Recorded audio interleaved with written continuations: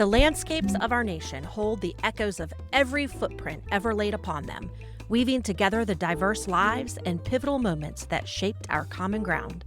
From the visionaries who protected these spaces to the cultures that have always called them home, our parks are a living tapestry of who we were and who we are becoming. This is our story.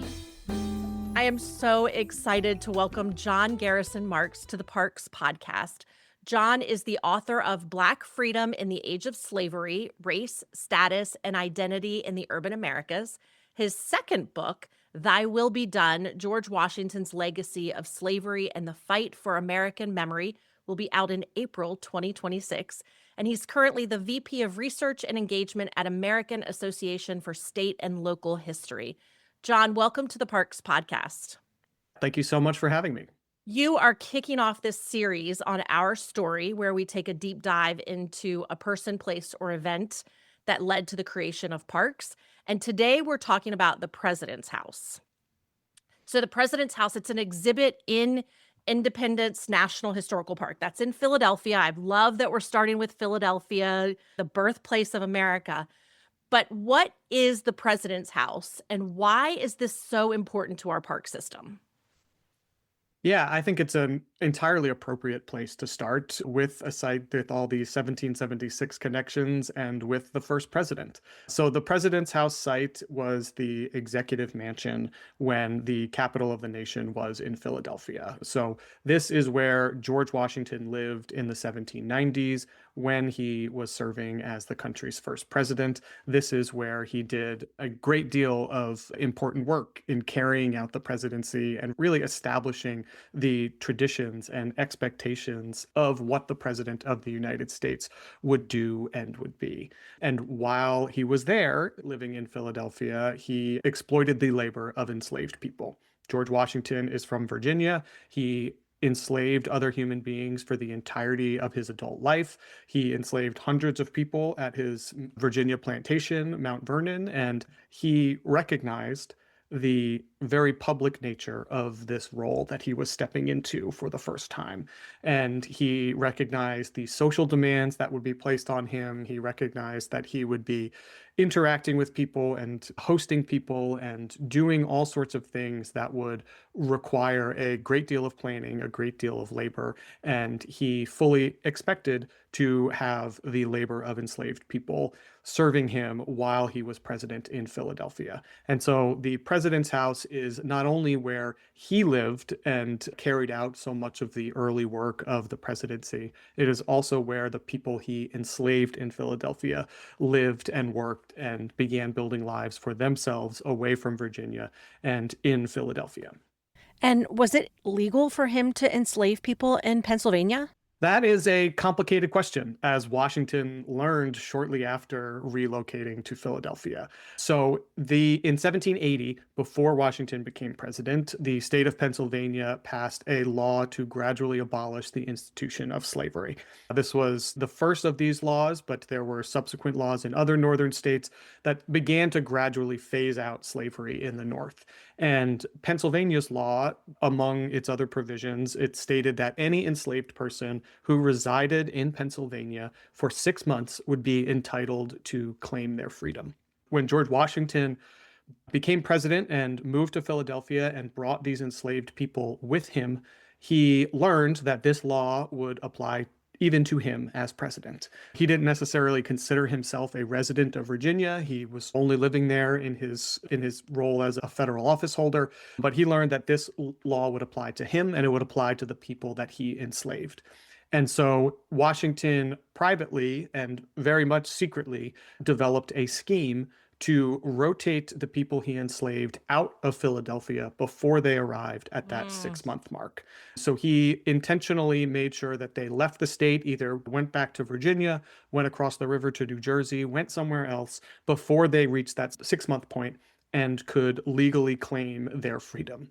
So he actively undermined the ability of the people he enslaved to claim freedom. He actively undermined this gradual abolition law of 1780. And what is ironic and really tragic about this scheme to prevent enslaved people from gaining their freedom is that at the very same time that Washington is doing this, he is writing privately to associates and friends indicating his support for gradual abolition laws. He says how much that he sees the logic of gradual abolition laws. He hopes that they will spread throughout the United States, hopes that the Virginia legislature will see that this is an important thing for them to do as well. He is writing in opposition to the institution of slavery in all of these ways, always privately, never in his public role as president. But he's declaring his support for these gradual abolition laws. But part of the reason that he is so familiar with how they work is because he is working so hard to ensure that the people he personally enslaves can never take advantage of them. And this is the complexity and ambiguity of George Washington's legacy with slavery that we see throughout his life, and especially in the decades after the American Revolution. It's so interesting to me because they're there in Philadelphia writing the We the People, writing this grand for all, which you and I and everybody listening knows that it wasn't for everybody. It was for we the people, was particular people. But it's interesting to me that he could go about this and preach freedom for all, yet he had these 9 humans enslaved just a block and a half away from Independence Hall. Yeah, I think what's so interesting about the late 18th century is the extent to which the founding fathers, people like George Washington and Thomas Jefferson and others, they recognized the inconsistency between their words and their actions, and they talked about how it was troubling to them. Yeah. And this was something that was part of the conversation at the time. It was in 1775 that the British essayist Samuel Johnson famously asked, "How is it we hear the loudest yelps for liberty from the drivers of Negroes?" Right? This is something that was part of the conversation. And Washington really understood that this was a kind of hypocritical stance to take. And he writes privately about his opposition to slavery, about his wish to keep enslaved families together, about his wish to never purchase another enslaved person, his opposition to buying and selling enslaved people as you would cattle in the market, is what he says. And so he recognizes that there is this inconsistency between his words and his deeds when it comes to slavery. But he also just seems to have this real lack of imagination when it comes to what another labor arrangement might look like. So famously, he writes in the years after the Revolution that he intends to never acquire another slave by purchase, right? He intends to never purchase another enslaved person. While he is in Philadelphia, one of the people who escapes from enslavement at the president's house is Hercules Posey. And Hercules Posey is Washington's chef. And he is renowned for his culinary skill. And he is recognized by Washington, by people who are visiting and dining with Washington. His skill and his abilities as a chef is recognized. But he is suffering under the yoke of slavery. He is owned as property, and he strikes out on his own for freedom. He escapes from enslavement from Washington. And after this happens, not only is Washington angry about losing his enslaved property, he writes to a colleague saying how disappointed he is that because he had vowed to never acquire another enslaved person by purchase, but he says, "This vow I fear I now must break." And Just because he so needed someone to cook. because he needed a chef. And it seems like Oh, he never imagined the possibility that he would hire and pay a free chef as soon as the chef that he enslaved runs away and escapes from his control. He immediately says, "Now I need to buy another enslaved person so that I can have this chef." At the same time, he is speaking out privately against slavery and expressing his uneasiness with his own involvement in the institution. He is also denigrating the work of African Americans. He is talking about how he has this really dim view of their capacity for freedom, of their ability to survive in a democratic society and contribute to a democratic society. And so his views of African descended people don't necessarily align with his views of the future of slavery in the United States. And that's something used pretty commonly in the late 18th century. But I think it's important to remember that this is a different world and a different context than the slavery of 50 or 60 years later. People like Washington and Jefferson are not describing human bondage as a positive good, the way pro-slavery Southerners would 2 or 3 decades later. They recognize that this is not good. They recognize the evils of the slave system, the ways that it is corrosive to American society, but they also just can't imagine a different arrangement. And yet they continue to do it. Was there any sort of contention in the Continental Congress because of all the pro and anti-slavery coming together while they were there? Yeah, certainly the slavery issue is a live wire from the very beginning in the United States. And you see all of these places where there is some thought or consideration to talking about slavery directly. And then they always back off, whether in the drafting of the Declaration or in the framing of the Constitution. So, in Thomas Jefferson's first draft of the Declaration of Independence, one of the complaints that he is levying against the Crown is their use of the African slave trade and their decision to bring enslaved people to American shores. And this ultimately gets struck from the Declaration. And then in the debate about the US Constitution and what that should entail, slavery famously does not get mentioned by name. And there are many compromises that historians now see as ceding authority to Southern delegates and letting them make decisions about the future of slavery and really delaying any action on the future of slavery in the United States. The most obvious example, the one that is very clearly, explicitly in the text of the Constitution, is regarding the international slave trade, where the Constitution says that the United States government will not create any laws ending the international slave trade for at least 20 years. So until 1808, they won't touch the international slave trade. Washington sees this, but he also recognizes that individual states can do things. They could end their involvement in the slave trade. And for example, he at one point writes to a politician in South Carolina saying that he hopes that the state will end its involvement in slavery. The port of Charleston is where 2 out of every 5 enslaved Africans who are imported directly to the United States come through. And he's saying he hopes South Carolinian legislators will see the logic of ending the slave trade. And of course they did not, but there is just this desire throughout the founding and the framing of the Constitution to try to avoid the issue of slavery. There is a kind of recognition among all parties involved at the ability of slavery to tear apart this really fragile union, and that it is easier to bring these states together if they just set the slavery issue aside as something to be solved for another day. So I grew up in Virginia, and I remember when there was really the push to start talking about Thomas Jefferson had enslaved people. George Washington had enslaved people. Why is there this hesitancy to take him off this pedestal and admit that he owned and enslaved humans? That's a great question, and it's one that I get into a lot in my forthcoming book. It's one that Americans have struggled with since Washington was alive. And part of the reason is that unlike any other historical figure, more than any other person in American history, Washington functions as a symbol of the nation itself.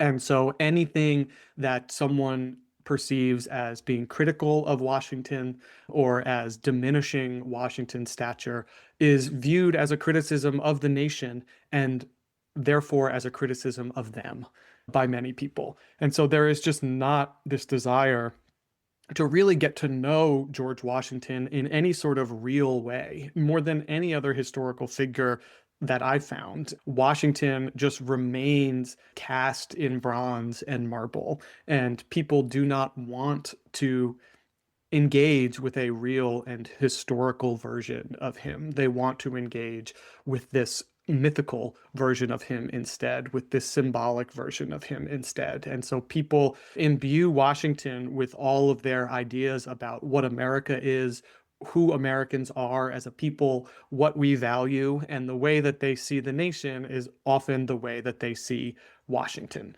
He functions as this sort of endlessly flexible avatar for the nation. And it makes it really difficult to have a conversation about him as a human being. I've heard even in present time in 2025 of there being controversy at a museum for just wanting to say George Washington was a flawed human, which is to say was human, He's human, right? right? And it's just difficult for people to see Washington in that way. People attach this meaning to him, and to some extent to all of the founding fathers. So to Jefferson as well, to the other Virginia presidents, but no one gets it to the extent that George Washington does. And so the conversation is often over before it even begins, Yeah. because people are just don't want to open that door. They don't want to go down that path. And so what ends up happening is that you have these arguments that are ostensibly about George Washington and his involvement with slavery.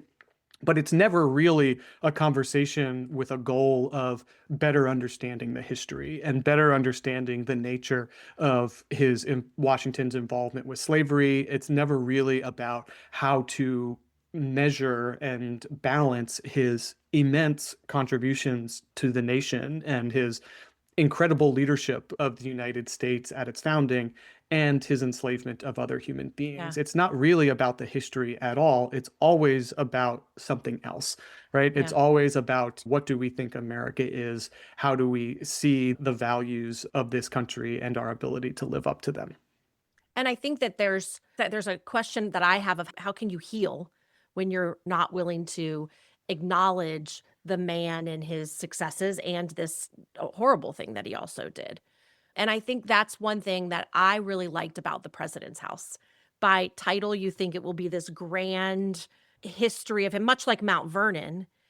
And we'll get into that, an exhibit about the 9 enslaved people that worked for him. Yeah, and it really was an incredible exhibit. And I think there are many places where you can go and get the story of Washington the general and Washington the president and Washington the leader. You can get that in lots of places. You can get it in lots of places in Philadelphia. You can see that history in so many ways, and that is the story of Washington that Americans typically receive. And what I found so powerful about the President's House site is that it really made very clear and explicit that Washington was actively enslaving other human beings while he was serving as president in this place. That this was the home where he lived, but enslaved people far outnumbered free people in this residence. And it uses that space to tell those stories, to tell the stories of the majority of the people who lived in that house and their experiences in Philadelphia, their experiences with slavery and with freedom. At the time when they were living there, Philadelphia is home to the largest free Black population in the country, and they are exposed to that world for the first time. They have autonomy by nature of living in Philadelphia that they didn't have living in rural Virginia, and they are able to see the possibility of Black freedom close up in a way that they never had before. And for people like Hercules Posey and Ona Judge, this leads them to escape from slavery and escape from Washington's control. And it was such a powerful statement to use that site to tell those stories instead of the typical story about Washington, especially because so many people are visiting Independence National Historical Park to hear the story of 1776 and to hear the story of the Declaration and these soaring ideals that are the foundation of the nation, and to encounter this other story that is happening at the very same time, that is in so many ways the antithesis of the story of liberty and equality, and the antithesis of the idea that all men are created equal and endowed by their creator with certain inalienable rights. That is really powerful, and I think is a incredible way to get people to think in a broader and more complex way about the American past. And that's the kind of history that people say that they want. Every Yes. time you ask Americans what history should look like, how it should be taught in schools, how it should be presented to the public, they say they want the full story. They want to hear the good and the bad. They want to decide for themselves how to make meaning out of these things, and that they don't want a one-sided story, an only celebratory story. And the President's House site and the slavery exhibit there did a really great job of doing that. And that house was torn down in 1935, and it wasn't rebuilt. It's an interesting, I'll show pictures on the website. It's really interesting how they have the kind of the walls, and they use some glass to show the walls and tell the story. But it wasn't until in the 2000s that they decided to preserve it and to finally tell this story. Yeah, it's really interesting the way that it came about, especially because of, as you mentioned, it's destroyed in the mid 1930s.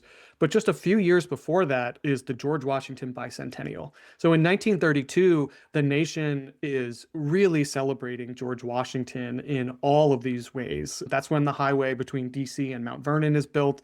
That's when the George Washington Bridge connecting New York and New Jersey is named after Washington. That's when Washington gets put on the quarter. They create thousands of busts of Washington and send them to state houses and county courthouses all over the country. So it's this huge celebration of Washington in 1932 that the story of slavery is not really a part of. And I talk about this at length in the book about how Black activists and educators really lifted up the story of slavery during the 1932 Washington bicentennial. But then it's just a couple years later that his house, where he was president, ends up being torn down and more or less forgotten about for more than half a century. And it's not until the late 1990s, when there is construction happening at Independence National Historical Park, that they rediscover the foundations of the President's House and rediscover this history, both Washington's history at the site and the history of the people who were enslaved there. And there was a real movement among scholars and educators and community members and activists to ensure that this site was redeveloped and was used to tell the story of slavery. In that intervening period between the 1930s and the late 1990s, early 2000s, we learned nearly everything that we know about the institution of slavery and the history of enslaved people. There is this huge explosion in scholarship, not just of what the institution of slavery was, but of the worlds and lives of and experiences of enslaved people. And so that moment in the late 90s, early 2000s becomes really important to seize this opportunity to share this new knowledge and this new scholarship with a much wider public, and to make sure that they encountered the history of Washington, the enslaver, as well as the history of Washington, the president. Through this conversation, you and I have both gone back and forth between present and past in referring to the President's House. And that is because in January 2026, President Trump had signed an executive order that he wanted to remove all exhibits that commemorated the history of slavery in our national parks. And on a cold day in January, all of it was removed. So it's a shell. There's still placard holders, but all the signs are removed. You just see the glue from them. And it's yet again trying to remove this history and pretend like it didn't happen. Yeah, it was really jarring for me to see the videos of Park Service staff just wrenching these signs off the walls. And especially, I've spent the last 5 or 6 years devoting considerable intellectual work to understanding how Americans have thought and fought about Washington's history with slavery. And to see it happening in real time was really strange, but also on some level unsurprising. Americans have been fighting over how to understand and how to talk about slavery's place in George Washington's legacy since Washington was still alive. And there has never been a moment in our history that Americans have all agreed on how to do this. So the story that I tell in my book is really one about how this conversation has evolved over time, but also about how it has stayed the same. You see this same conversation happening among pro-slavery and anti-slavery factions in the 19th century, among white federal planners and black activists and educators in the 20th century for the Washington Bicentennial during the Civil Rights Movement. You see it now in fights over education curriculum, and you see it in our fights over how this story should be presented at museums and historic sites. And those are all things that I've spent years now exploring. And part of the reason that we've never agreed on how this story should be told is because there just isn't one single answer of how to understand Washington's relationship with slavery. He spoke out against it in private letters. He freed 123 people that he enslaved in his last will and testament. It wasn't all of the people at Mount Vernon, because more than half of them were legally owned by the estate of Martha Washington's first husband. But all of the people that George Washington owned outright, he set free in his last will and testament. And that is part of this story too. And that dichotomy of Washington as the enslaver of more people than any of his fellow founders, and also as the architect of one of the largest private emancipations before the Civil War, is one that has allowed Americans for generations to cherry pick from his history, to select which parts of his involvement with the institution they want to lift up in order to make this broader argument about America, in order to wield his history with slavery in the political and cultural fights of their day. And today is just another example of that. I think it's a particularly potent one as we approach the nation's 250th anniversary, and think about how many people would have seen that exhibit while they are visiting Philadelphia in the summer of 2026. But it is also just the latest iteration of a centuries-long fight over how to understand Washington's legacy with slavery. And I was there last week, and it was interesting because it's clear they want to pretend it doesn't exist. It was right after this big snowstorm. Everything else was shoveled. This house was not shoveled. And yet it didn't stop a lot of us from being in the space, in the snow. And what gave me hope was it also sparked great conversation. It sparked, a lot of people have taken pictures and put them up as protests. It's clear they clean them up regularly because it was sparse when I was there, but the photos are more robust. I have seen videos of people reading the signs that were there on a Saturday so that people can still experience the history. And it's just very hopeful to me that a big majority of this country is saying it is not okay that you remove our history. And I think that's really important in this story. Yeah, and that's part of the historical context here too, that there have always been Americans that want to erase this history, that want to silence this history, that want to ignore Washington's involvement with slavery. But it is also true that there have always been Americans who insist that we face this history head on, who lift it up and insist that we reckon with it. And the actions of community members in Philadelphia now to put up these other handwritten signs insisting that people confront this history, who are using these creative ways to bring this exhibit back for people and to insist that visitors to Independence Hall are encountering this history, has been inspiring, and also has all of these echoes in the American past. Yeah. John, we end each episode with a speed round of questions. Just answer with what first comes to mind. Yeah, let's do it. What is your first park memory? My first park memory is the Grand Canyon. I'm sure I went to others before then, but this was probably when I was 12 or 13, went out west with my family and saw the Grand Canyon. What made you love the parks? I just love that they are this public investment in sharing America back with the American people. What is your favorite thing about the president's house? I love how difficult it is. I love what it asks of visitors. I love that it demands that we see history for its true complexity. What are some important lessons that we can all take away from the president's house? I think that sometimes the past only has so many answers for us in the present. There is never going to be some piece of evidence that finally and totally settles this question of how to understand Washington and slavery. That work has always been controversial. It still is controversial, but the work of reckoning can only be done by us here in the present. What else is piquing your curiosity these days? It's the 250th anniversary. I've been working on this anniversary and helping museums prepare since 2017. And the kind of brewing conflict between how the White House and the Congressional Commission are approaching this anniversary and how states and communities and community members are thinking about what it means to approach our history and tell our story at 250 years is something that I'm really looking forward to watching and participating in over the next couple months. And what is the greatest gift that the parks give to us? I think it's the opportunity to encounter our story in all of these different dimensions, the way that it can hold up a mirror to the nation and have us better understand not only our past, but hopefully better understand ourselves. John's second book, Thy Will Be Done, George Washington's Legacy of Slavery and the Fight for American Memory, is currently available for pre-order and will be out in April 2026. John, thank you so much for listening, for sharing the story of the President's House with us, your knowledge and your experience, and just opening up our story to us in a different way. Yeah, thank you so much for having me.